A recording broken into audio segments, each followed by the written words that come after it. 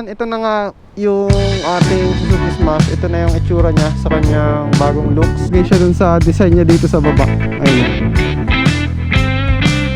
Saka guys, yung upuan in-upgrade rin natin yan. Tignan nyo kung gano'n na siya kanipis. Oh. At tignan nyo naman yung ano ng dagat. Talagang sobrang bako-bako na. Tayo po ay magpapa-change oil ng ating alaga na si Suzuki Smash. Enjoy natin yan, no? Yan po yung bubungad sa inyo, guys, pag papuntan ng daet. Sobrang traffic. Kahit na umuulan, naabot tayo ng ulan, guys. Pag ulan siya, lilig tayo.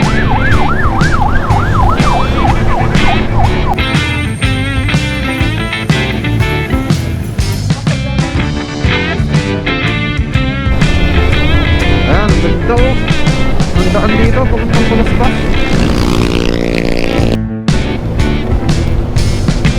What is up, guys? Kumusta tayo? At ako, kumusta rin? So yan, welcome back po ulit sa ating channel. This is JB Moto and welcome back to another moto adventure natin ngayong araw. So sa mga bago guys na mapapadpad dito sa ating YouTube channel, please mag-subscribe na kayo. Ako nga po pala si JB Moto again. Gumagawa ako ng mga videos about mga reviews ko dito sa Suzuki Smash, at naglo-long ride din tayo. Alam nyo guys, na napakalaking tulong yan sa amin, sa aming mga small YouTubers, yung inyong simpleng pag-like or pag-subscribe ay talagang abot langit na. Ang kasiyahan namin yan, na pag may nakita kami na nadadagdagan yung aming mga subscribers, ayan, gigising kami na may kahit dalawa lang na subscribers, bagong subscribers. Talagang aming na-appreciate yan guys. Lubos-lubos na ang aming pasasalamat kahit na iilang subscribers lang yan na nadadagdag. Kaya sana guys, supportahan nyo kami, mga small YouTubers, wag lang yung mga big channel na panoorin ninyo, diba? Bigyan nyo kami ng chance. Kami yung next generation ng mga vloggers, diba? Malay nyo. At hindi pa rin pala guys humihinto ang mga pag-uulan sa amin dito sa Bicol. Bicol po kasi yung ating area. At ayan, hanggang ngayon February na ngayon, magba-Valentine's na. Wala pa rin katitigilan ng ulan dito sa amin. Nakaraan nga lang guys, grabe yung shear line na sinasabi. Talagang naghatid yun guys ng sobrang lakas na ulan dito sa amin, or mataas na volume ng ulan. Ang daming nalubog dito sa amin, daming naapektuhan. And worst pa nga, may mga bahay na natangay ng baha. At ayan, kasalukuyan nating binabagtas tong kung pinakamalubak na daan dito sa amin. Ayan, tingnan nyo, talagang sobrang bako-bako na. Hindi tayo makapagsalita ng maayos. Ayun, umuuga-uga rin yung boses ko, kaya pagpasensyahan nyo na. Ayun, sobra, grabe. Ito, nirereklamo dito ng lahat itong daanan na to. Kawawa talaga mga sasakyan tsaka motor.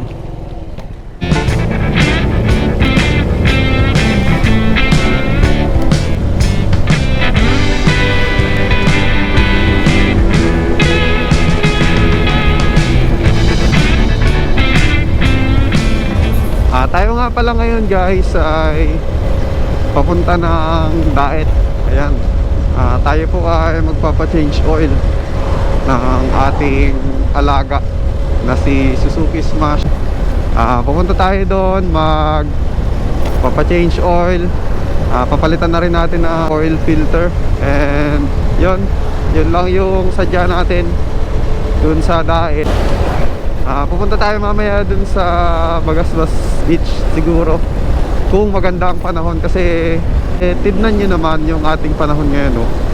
Medyo lumiwanag lang ng konti, kaya dumiretso tayo. Pero hindi ko alam mamaya, kasi tignan nyo, meron pa rin mga itim-itim na ulap sa palangitan. So sana wag naman nang tumuloy. Ayan, pag nakapunta tayo doon mamaya sa Bagasbas Beach, doon sa may Longest Boulevard, yan, ipapakita ko sa inyo yung updated na itsura nitong aking alagang Suzuki Smash. Sana ma-impress kayo guys. Alamin ninyo kung pumogi ba siya, kung pumangit or whatever. Bahala na kayong humusga, no? Kung napapogi ba natin. Kasi alam niyo, ang Suzuki Smash ay one of the reason kaya ako siya binili is yun nga, yung madali lang siyang i-customize, ano? Madali siyang palitan ng mga pyesa. Like for example, yung rim, yung gulong, sprocket, mga brake lever, etc. Talagang napaka ano niya, customizable. Nakikita naman natin sa online, sa iba't ibang social media platform, na talagang nakikita natin yung iba gumagastos pa talaga ng napakalalaking halaga, no, para i-customize yung kanilang Suzuki Smash. So kaya yun, naigaya rin ako, no, na mag-customize ng tigka-kaunti lang naman. Alam nyo ba guys, nung before pa lang ako kumuha ng Suzuki Smash, or nung bago-bago pa lang sa akin tong motor na to, sinasabi ko sa sarili ko na ano na lang, stay stock na lang ako, na hindi na lang ako mag-upgrade. Total gastos pa, tsaka yun nga, makakatipid. Gamitin mo na lang yung stock mo na upuan, yung stock mo na gulong, huwag mo nang palitan. Talagang yun yung nasa isipan ko noon guys. Tapos kalaunan, parang medyo ewan ko ba, naiigaya tayo guys sa mga napapanood ko sa kung saan saang social media platform, na na-upgrades nila yung mags, yung sprocket, pinapalitan nila. Tapos yung mga upuan, yan, pinaninipis nila din. Nasa-satisfied naman ako kasi talagang gumaganda yung itsura ng Suzuki Smash, no? Na-upgrade nila. At hindi lang yon, napapatulin rin nila, no, na napapaganda nila yung performance ng kanilang motor. So yan, medyo napag-isip-isip ko na i-try. So yun na nga, no, nabudol na nga tayo. Madali tayong mabudol So yun na nga, nakaisip ako na i-try din na papugiin kahit konti lang ito aking Suzuki Smash. So yun na nga yung nangyari, no? Napasabak tayo, napagastos tayo, pero mga budget lang guys yung pinapalit ko dito sa ating alaga. Hindi pa tayo gumagastos ng sobra talaga sa kanya. Yung mga pinakang mga maayos pero mura na pyesa, yun pa lang yung pinapalitan ko sa kanya. Kaya yun yung abangan nyo mamaya dun sa may Bagasbas Beach. So sana maging maganda yung panahon talaga Huwag sana tayong ulanin ng sobra. At binabagtas na nga po pala natin itong Labo to Daet na highway, ano. Ayan, kung makikita nyo, Ganda naman yung highway namin dito. Spalto na makinis siya. Ilan-ilan lang yung mga may bako-bako dito.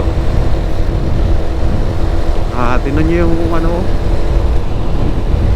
paligid natin. Napaka payapa. Province vibe na province vibe, guys.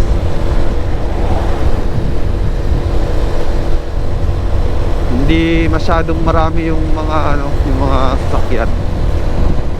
Medyo madalang-dalang kung ihahambing mo dun sa mga nasa city. Yan, dito lang tayo sa gilid kasi may mga mabibilis na ano, sasakyan. Gusto nila mag-overtake. Ayan, ang speed lang pala natin mga ano lang, oh. Pumapalo lang siya ng 60. Ayaw nating mag-walwal ngayon kasi alam niyo na, di ba? Para makaiwas-iwas tayo sa aksidente kahit pa paano. Marami kasing na-aksidente ngayon kasi yung weather dito ay maulan. Madulas yung kalsada.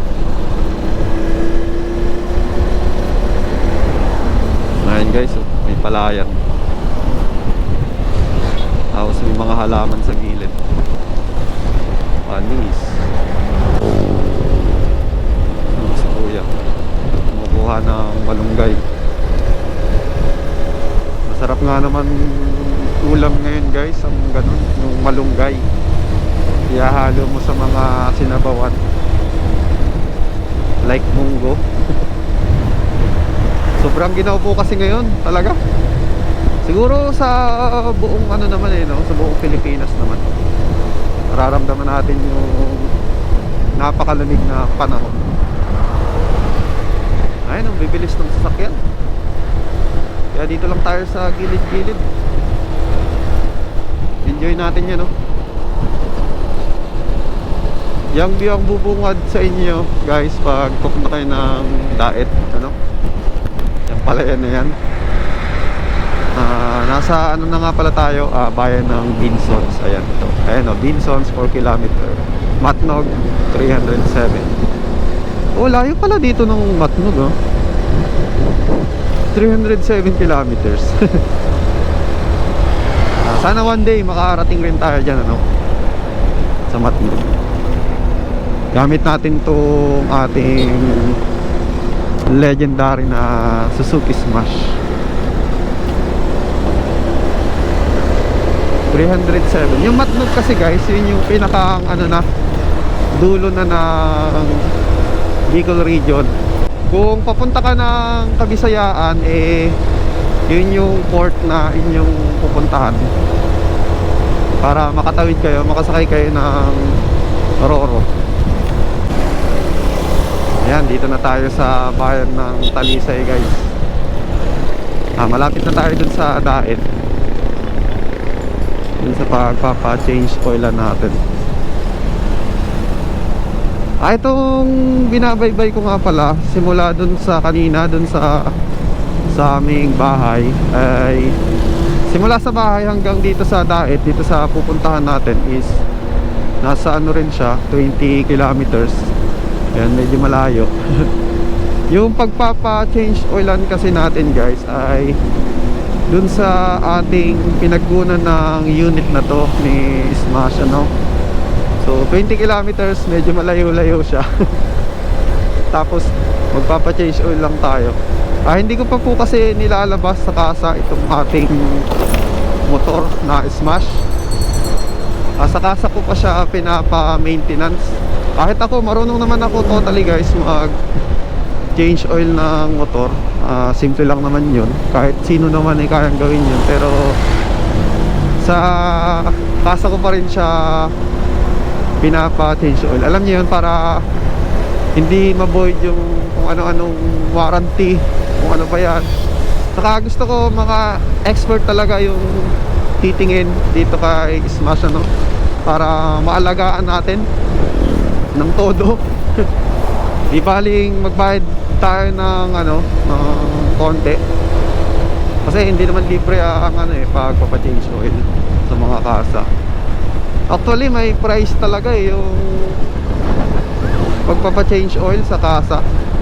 Oops, may ano, ambulansya, gilid tayo. Ayun guys, pag may mga ganong ambulansya,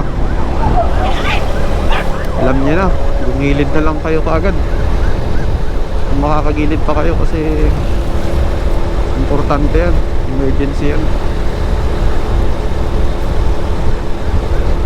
Ituloy ko yung kanina. Medyo may price talaga guys yung pagpapa-change oil sa kasa. I think umabot siya ng mga 150 siguro, mga ganon. Di kagaya dun sa mga normal na ano, mga motor shop, hindi naman umabot ng ganon kalaki.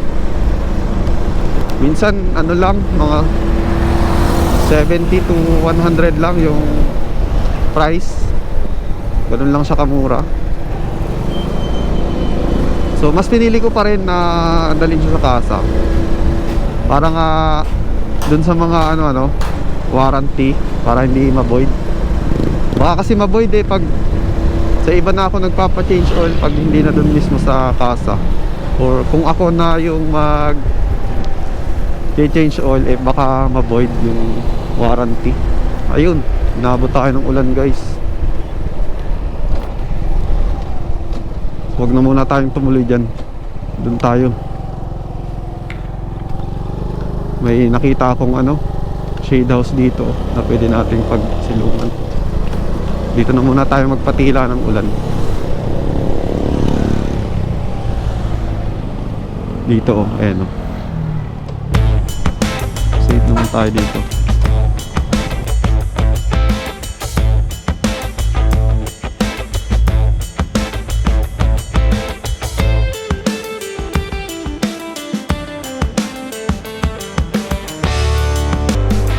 Ayan guys, huminto tayo dito So mag 15 minutes na tayo dito, hindi pa rin huminto yung ulan.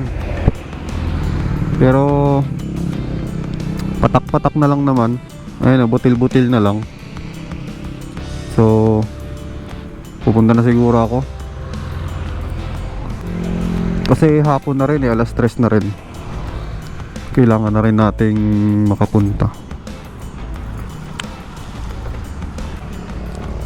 Kasi alam nyo, baka pipila pa tayo dun sa pagpapa-change oilan ko. Baka maraming nagpapaayos.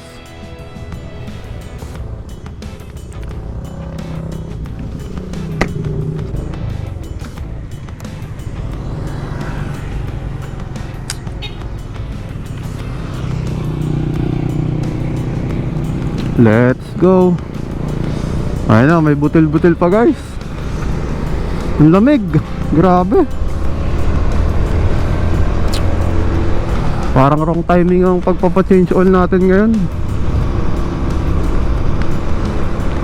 Ano na kasi guys, need na i-change oil nito ni Smash. Nararamdaman ko na.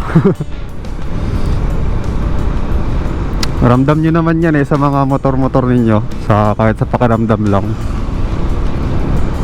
Tsaka ako guys, mini-maintain ko talaga siya.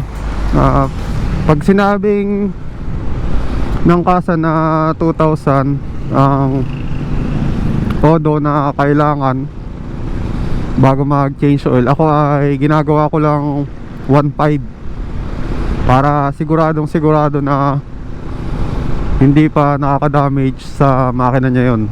Ngayon, nag-a-adjust ako guys.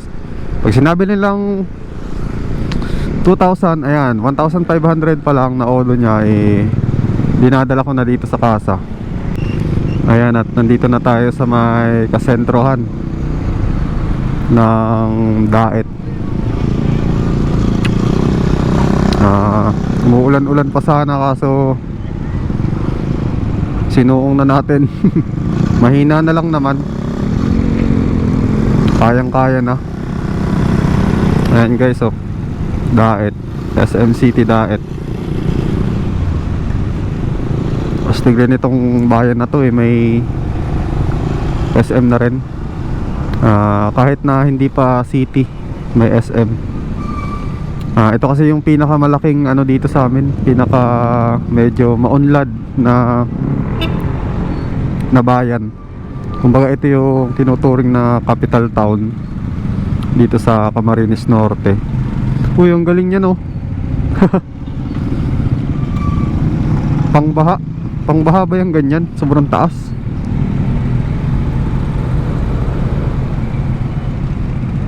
Ang galing. Ngayon lang ako nakakita ng ganyan dito, ah.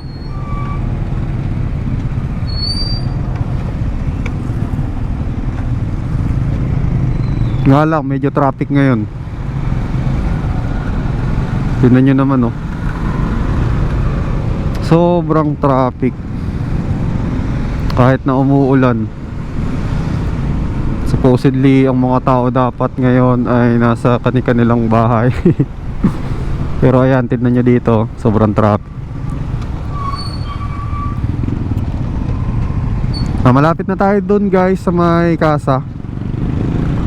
Ayan, mga ilang meters na lang. Doon na lang, banda sa anuhan na lang, oh.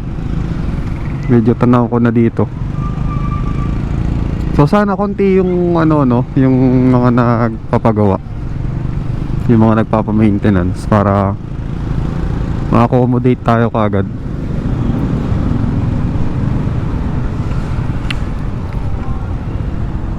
Magbabayad na rin sana ako ngayon, guys, ng ano, kasi malapit na rin itong mag-due date. Oo nga pala, guys, itong aking motor ay hulugan to. Nag-decide ako na ihulugan siya. Yun kasi yung mas mag-fit sa aking lifestyle, no. Iba-iba naman tayo, eh, ng mga ano, sources of income. Yan, kung kailan dumadating yung ating mga pera, yung mga sahod. So sa akin kasi mas mag-fit yung installment. Hindi siya masyadong malaki na magbibigla ba, na syempre hindi rin naman biro yung price ng Suzuki Smash. Nasa 69,000 din siya pag kinash mo itong R version na carb. So mas makakaluwag-luwag kung kukunin natin siya ng installment. Ayan, nandito na tayo. Traffic pa rin. Walang katapusang traffic yata to, guys.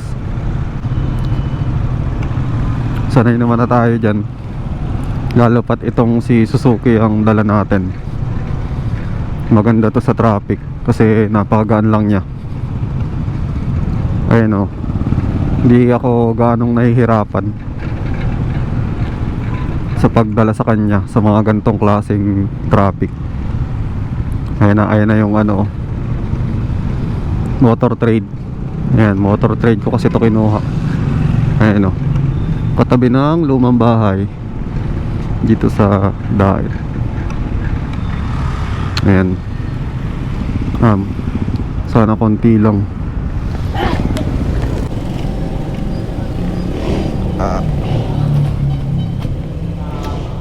Masal yata yun, ano? Last ano pa yun? 2024. Kaya nga yung nagpunta kayo doon. Sabi niyo bagay kakasal na si ano? Siya pala yun. Nag-aasakay kami kay Gambal. So ayan, guys, tapos na tayong mag-change oil. Daming sasakyan. Hindi kami makalusot. Ayan, guys, papunta na tayo dun sa ano, sa Bagasbas Beach. Dun ko kasi napiling pakita sa inyo ng mga in-upgrade ko dito sa motor na Smash. Ayan, punta na tayong Bagasbas. At medyo maaga pa naman, alas 3 pa lang, mag-alas 4 pa lang. So kahit at least mga alas 5 na tayo makauwi, eh okay lang. Kung makikita ninyo, nandito tayo sa may SM. Mag-shortcut tayo. Hindi tayo dadaan dun sa may kasentrohan kasi traffic nga. Dito kasi mas maluwag-luwag yung daanan. Ayan. Shortcut to papuntang Bagasbas. dito sa may Cathedral, dito sa Daet. Ito na guys yung Cathedral. Dito tayo papasok. Pwede kasing makidaan dito eh, papunta ng Bagasbas. Oops, huwag lang tayo sasayad. Ayun yung Cathedral oh. Holy Trinity. So itong dire-diretsong daan na to dire-diretso na yan papuntang Bagasbas. Yung e-bike, ganda ng e-bike. Kanina nga pala sabi nung nag change oil, tinanong ko kung ilang mileage yung pwedeng takbuhin uli ng ating Suzuki Smash. Sabi niya 2,000 daw, additional 2,000 kilometers. Ayan. So kayo guys, agree ba kayo doon sa 2,000 na yun, or hindi nyo napaabutin ng 2,000 pa? Yun gumagamit ng mga Suzuki Smash dyan guys. So yan, mag-comment kayo. Kailangan ko ang inyong opinion guys. Kailangan ko ng idea kung ganun rin ba yung ginagawa nyo, sinusunod nyo yung advice ng kasa na 2,000 odometer. In ano yun guys in 2 months. Pag hindi mo daw na-reach yung 2,000 within 2 months, ayun, pwede ka na rin magpa-change oil. Wag mo palalampasin. Halimbawa 2 months na siya tapos hindi mo na-reach yung 2,000 kilometer na odo, tapos inabutan na siya ng 2 months, yun, maaari ka na rin mag-change oil sa ganong klase guys, sabi ng kasa, sa ganong case. Ayan, ang ganda oh. Ang daan dito papuntang Bagasbas, puro palayan din. Ang dilim nga lang dun sa banda ron. Ang inabot nga pala guys na presyo nung ating pagpapa-change oil ay halos nasa 490. So yung langis ay yung X-Star ng Suzuki rin, gawa rin ng Suzuki. Mulat mula guys, yun na yung ginagamit kong langis simula nung mailabas ko to sa kasa. Hindi pa ako nagpapalit ng langis dito, laging yun at yun ang ginagamit ko. Nagkakahalaga siya ng nasa 280 pesos. So meaning yung labor ay talaga medyo mahal guys. Umaabot rin siya ng mga nasa 200 pesos sa isang change oil. Grabe no, medyo pricey talaga siya. Pero mas pinili ko na lang din na sa kasa talaga magpa change oil, kasi nga sa kadahilanan na yun, yung warranty void. Yun yung iniiwasan ko rin talaga. At ayan, nandito na nga pala tayo guys oh. Grabe. Tignan nyo naman yung ng dagat. Napakalakas ng alon. Dahil nga maulan ngayon. Maulan na ang panahon dito sa amin. Pero still meron pa rin mga nakikita ako mga naggagala-gala dito. Hahanap lang tayo guys ng pwesto no, na mapagblablagan para mapakita ko na sa inyo ang itsura ng ating Suzuki Smash. Ito na nga yung ating Suzuki Smash. Ito na yung itsura niya sa kanyang bagong looks. Habang nakakabit na yung ating mga in-upgrade sa kanya no. Ito na yung looks niya, tingnan nyo. Ayan, wow, angas, di ba? Saan kayo makakita ng ganyan? kaangas na Smash. Dito lang yan, JB Moto. So yan, kung gusto nyo masubaybayan yung ating mga upgrades dito, mag-subscribe na kayo sa aking channel, JB Moto. So yan, isa-isahin natin guys. Una kong in-upgrade ay yung kanyang mags. Nilagyan ko siya ng sticker, yung decals na yan. Pinakabit ko siya sa marunong talaga, sa nagkakabit talaga ng decals. Kaya ayan, ang ganda ng pagkayari. Saka matibay siya, hindi siya natutuklap-tuklap.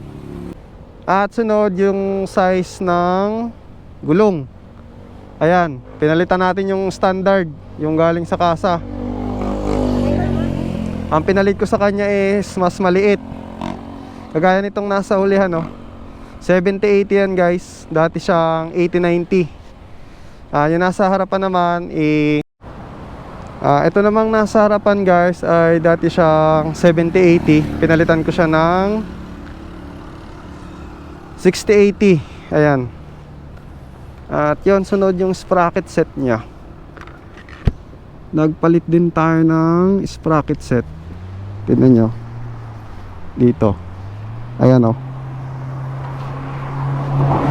Ayan o. Dati siyang 1437. Ngayon ano na siya, 1434. Kasi may mga nakita ko sa social media, hindi ko alam kung tama, na ito daw yung medyo mas maganda-gandang combination ng sprocket sa kanya. Binili ko yon, isang set na siya guys. May kasama siyang 14T na engine sprocket, tapos itong rear sprocket na 34. Kasama na rin yung heavy duty niyang kadena. Ayun, sa pagbili ko, isang set na siya talaga. Nakakahon pa nga yun nung binili ko. At syempre, ang in-upgrade din natin dito itong mirror, side mirror nya. Street King B1 po yan, side mirror na yan. Nabili ko lang din sa Orange App ng mga less than 400. Mura ko na siya nabili. Ayan, yung pinili ko na yung blue lens para mas may dating, saka babagay sa kanya kasi siya ay kulay blue. Ayan o. Saka naglagay tayo na ito, itong sumot nya. Mas naastigan kasi ako pag may ganyan kaysa dun sa wala. Ayan o. Bumabagay siya dun sa design nya dito sa baba. Ayan o. Ang angas lang tignan.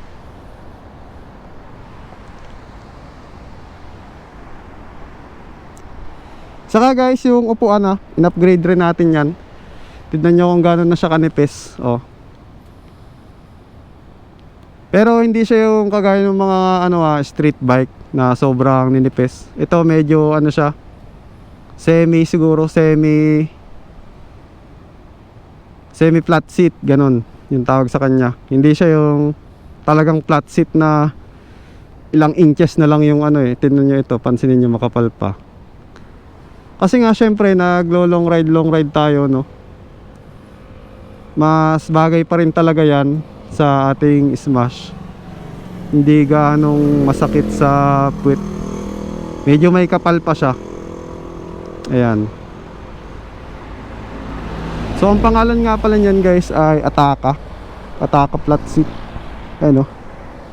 Ataka Racing. Murang-mura lang din. Nabili ko sa Orange App. Wala pang 1,000 yan guys. Nasa 800 lang yata yan kung di ako magkakamali. Nabili ko last Christmas. Iba pa rin yung guys, yung stock kasi makapal yun. Masarap pa rin talagang upuan siya kaysa dito. Naramdaman ko yung medyo may tigas na siyang konti. Kasi syempre yun, original. Yun talaga ang dinesign ng Suzuki para sa kanya. So pero pwede na rin to guys. Pag gusto nyo lang talagang medyo pumorma ng konti yung Smash nyo, pwede na yan, Ataka Racing na flat seat. Ayan. So ito na yung overall look ng ating Suzuki Smash after all the upgrades na ginawa natin sa kanya. So tignan nyo guys at mag-comment kayo kung okay ba yung naging itsura niya. So ginawa ko talaga most of the upgrades is for for aesthetic purposes talaga.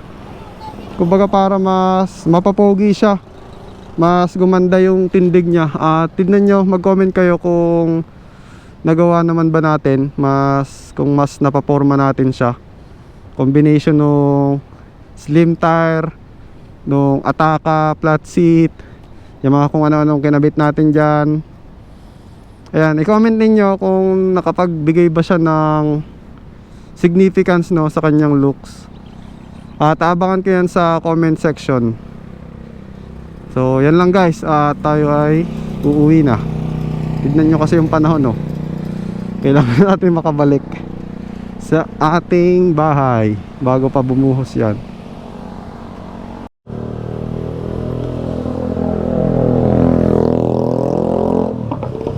At yun lang naman guys yung ating nabago na upgrade dito sa ating Smash 115 as of now. Siguro sa future ay madadagdagan pa yan, like yung kanyang tambutso, naliligalig rin ako dyan. Parang gusto kong palitan ng medyo malutong-lutong. So suggest naman kayo dyan guys, dun sa may mga yung may mga nag-upgrade na. At tulungan nyo ako, suggest nyo kung ano yung magandang aftermarket pipe dito sa ating Smash. Yung yung kayang makakomply sa LTO saka sa mga municipal ordinance. Alam nyo naman, binabiyahe natin to, kaya dapat pa-comply tayo sa LTO saka sa mga municipal ordinance.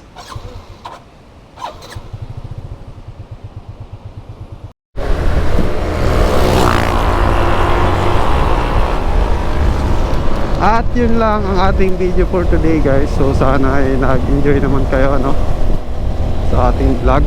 At sa mga bago, please sana mag-subscribe kayo guys. At nag-upload ako guys halos 2 times a week. Ayan. Pero 1 times a week ay sisiguraduhin ko yan guys. At least makapag-upload tayo ng 1 video per week. So yan, hanggang dito na lang ating video. So abangan nyo ulit ako sa ating susunod na episode dito sa ating YouTube channel na JB Moto. Peace!